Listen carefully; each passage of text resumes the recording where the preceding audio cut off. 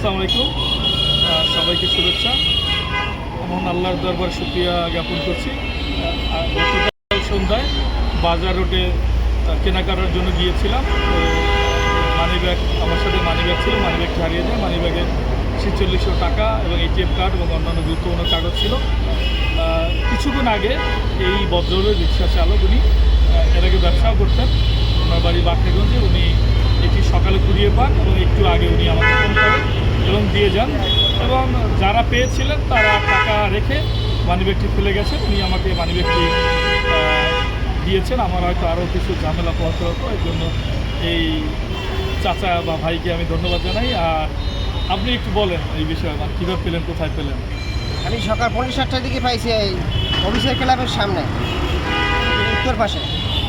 পায়ে চাবিটা জকজক করতেছে, দেখে বাসায় আসছি। আমি 1টার সময় ছেলে আসছে অফিস থেকে আর তারা দেখাইছি, দেখার পর ঠিকানা পাইয়া আমি নিয়ে আসছি। তার ঠিকানা ছিল। তো যাই হোক, সবাই দোয়া করেছেন, অনেকেই এটা শেয়ার করেছেন। আমিও যেহেতু সবসময় সামাজিক ভালো কাজ করি, আশা ছিল যে পাবো, হয়তো টাকাটা পাইনি, তারপরও মানিব্যাগটা পেয়েছি। মহান আল্লাহর দরবার শুকরিয়া জ্ঞাপন করছি। আপনি ভালো থাকবেন। আমাদের সমাজে এইভাবে আরও বেশি বেশি ভালো মানুষ আছে বলে হয়তো সমাজটা এখনও আছে। সবাইকে ধন্যবাদ, আপনাকে ধন্যবাদ। দোয়া করি, আপনি আপনার